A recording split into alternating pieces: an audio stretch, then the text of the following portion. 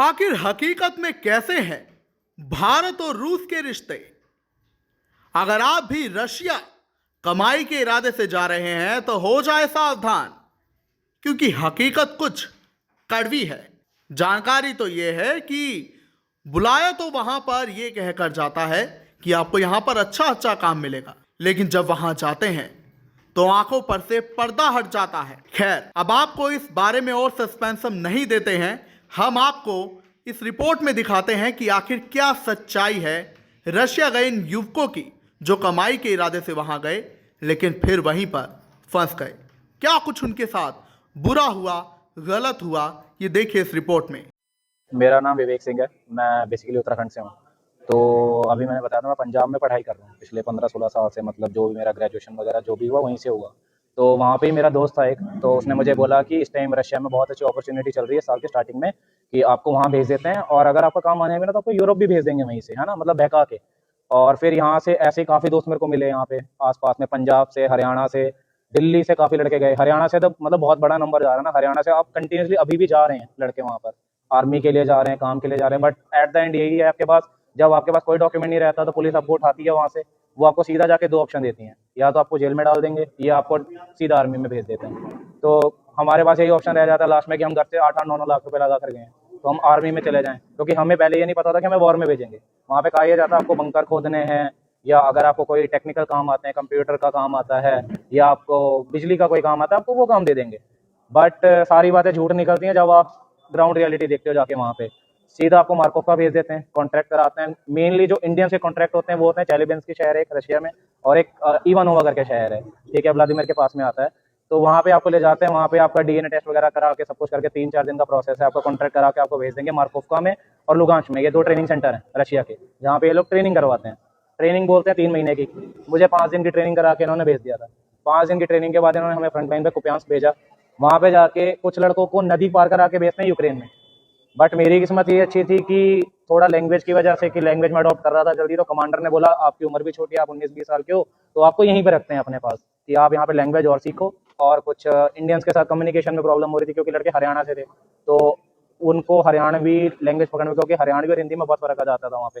तो जो हिंदी बोलने वाला ट्रांसलेटर भी था, उन्होंने ट्रांसलेटर रखे हुए हैं स्पेशली इंडियंस के लिए, कि जो इंग्लिश बोलते हैं, हिंदी बोलते हैं, और रशियन ट्रांसलेटर जो रशियन भी बोलता है। तो उस तरीके से इन्होंने हमें बहका के, ठीक है, सब कुछ करा के, फिर जब मैं वहाँ पे गया उस टाइम वहाँ पे 50-60 इंडियन लड़के थे ऑलरेडी। तो मैंने उनको पूछा तो उनकी जुबान ही नहीं खोलती थी। मतलब वो इतने डरे हुए थे उस टाइम पे कि अगर कुछ बोल दिया, कुछ कह दिया गलत, तो शाम को ये नहीं पता कि शाम को बचेंगे कि नहीं बचेंगे, क्योंकि खुद भी गोली मार देते हैं अगर आपने कुछ गलत बोल दिया। तो पिछली बार ऐसा ही हुआ था केस, एक लड़का था, उसने शायद अपना नंबर भेजा या वीडियो बनवा दी, उस लड़के को 15-20 मिनट के अंदर इन्होंने गायब कर दिया। अब ये हमें भी नहीं पता कैसे कर दिया, किसने खबर दे दी कि 15-20 मिनट पहले हमने वीडियो भेजी, 20 मिनट में ही वो वीडियो इनके पास भी पहुंच गई। इन्होंने स्पेशली हमें वीडियो दिखाई लाके कि ये वीडियो किसने बनाई, ये लड़का कहाँ है। हमने उसे बहुत छुपाया, बहुत करा, बट नहीं बचाए। आए, उसे उठाया, उन्होंने जबरदस्ती उसके बैग उठाए, बैग थे जो आर्मी वाले, उठा के ऐसे गाड़ी में डाला। उसके बाद हमें भी नहीं पता, कर्नाटका का लड़का था। अभी ये नाम मुझे याद नहीं है क्योंकि उन्होंने निक नेम दे रखे थे। निक नेम में उसका नाम था, उन्होंने साउथ नेम दे रखा था उसको, क्योंकि डायरेक्शन के नाम पे मेरा ईस्ट रखा हुआ था। निक नेम रखे थे, हमारे नाम से आप कभी नहीं पहचान पाओगे। या मैंने फैमिलीज को भी बताया था यहाँ पे आके कि अगर आप अपने बच्चे का नाम बताओगे, आप अपने बच्चे के नाम पे कभी नहीं ढूंढ पाओगे उसे। इन्होंने जो निक नेम दे रखे, हमें लॉकेट देते हैं, वो लॉकेट अभी मेरे पास नहीं, बट फैमिलीज को मैंने लॉकेट दिखाए थे। गले में लॉकेट होता है, उसके नंबर के बिहाफ पे आपकी डेड बॉडी, या आप जिंदा हो, मर गए हो। जिंदा भी होते हैं कुछ, उनको मुर्दा दिखा देते हैं या मिसिंग दिखा देते हैं कि जी नहीं, बच्चा जिंदा नहीं है, मिसिंग हो गया। बट मिसिंग वालों में केस ये है कि कुछ मर गए और कुछ जिंदा है, कुछ ने सरेंडर कर दिया। कुछ सरेंडर वाले बच्चे भी है जिन्होंने यूक्रेन में सरेंडर कर रखा है, और उनके कंटिन्यूसली इंडियन गवर्नमेंट के साथ कम्युनिकेशन भी था आज से 1-2 महीने पहले। बट इंडियन गवर्नमेंट कुछ कर नहीं रही है। कुछ न्यूज चैनल से मेरी बात हुई थी जब मैं फ्रंट लाइन पे ही था, मैंने इन्हें कॉन्टेक्ट किया, मैंने कहा सर ऐसी ऐसी बात है। तो वो हमें कह रहे हैं कि सर आपके पास कुछ प्रूफ है देने के लिए हमारे लिए, कि आपको जबरदस्ती लेके गए, कैसे कर। मैंने कहा सर मैं आपको कैसे प्रूफ दूं, मैं फ्रंट लाइन पे बैठा हूँ, मैं आपके साथ बात ही कर रहा हूँ, वही बहुत बड़ी बात है।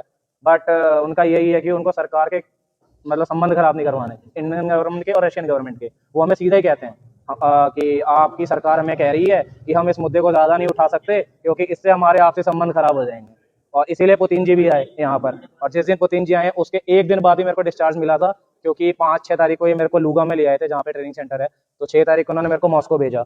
वहाँ से हमें बोला कि आपकी टिकट हम खुद करवा के देंगे, कुछ करेंगे। टिकट भी मुझे खुद ही करवानी पड़ी लास्ट में आके ना।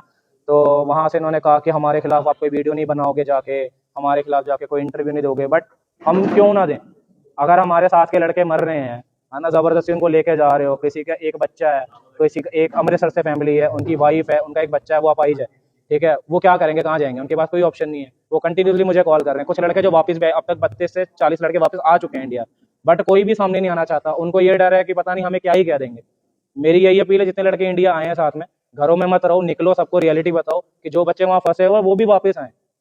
सबके माँ बाप है, सब किसी ना किसी के बच्चे, और एज आप पूछोगे 23 साल से ऊपर का कोई भी नहीं है। 23 साल 24 साल मैक्सिमम 25 साल का बच्चा है। सिर्फ एक जो हमारे साथ बंदे आए थे हरियाणा के, वो थे एक 45 साल के, तो वो भी बचकर वापस आ गए इंडिया, उनको मैं साथ में लेके आया था।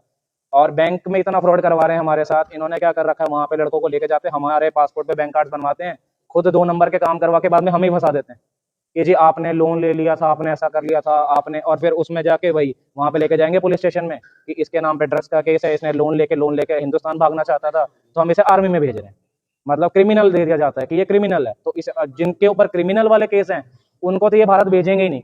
उनको तो इन्होंने सीधा क्रिमिनल ही घोषित कर दिया ना, कि अगर हम इसको आर्मी से निकालेंगे, हम इसको जेल में डाल देंगे। और मतलब नॉनसेंस बातें हैं कि आप एक अदर कंट्री के बच्चे को ऐसे फंसा रहे हो। और मेरे साथ इतने बच्चे थे, वो इतना रो रहे थे, गिड़गिड़ा रहे थे कि भाई हमें भी ले चलो साथ में। मैंने कहा भाई मैं कैसे लेके जा सकता हूँ, मेरे हाथ में कुछ नहीं है, ये जिसका नाम ले रहे हैं उसको भेज रहे हैं। एक लड़का था अनूप कुमार करके, उसने खुद ही अपने पैर में गोली मार ली जब उसको रात को बताया कि कल आपको मिशन पे निकलना है। क्योंकि मिशन में ये क्या करते हैं, नदी क्रॉस कराते हैं, और नदी क्रॉस करते ही आपके सिर पे 300-400 ड्रोन खड़े हैं ऊपर। कैसे बचोगे आप? अगर आपको एक फोन से भी वीडियो बन रही है तो आप बच जाओगे, बस 300-400 ड्रोन छोटी मोटी बात नहीं। और 300-400 ड्रोन, हर ड्रोन में 8 किलोग्राम का बम है। कैसे बचोगे आप? कोई ऑप्शन नहीं है आपके पास। और मैंने 8-9 लड़कों को मरते हुए देखा है ड्रोन से, क्योंकि हमारा ड्रोन पे काम था, रेडियो पे काम था, मैं उनको देखता था, वो बेचारे ऐसे चल रहे हैं जुड़ जुड़ के साथ में। ये कहते थे 10 मीटर का गैप रखो, बट एक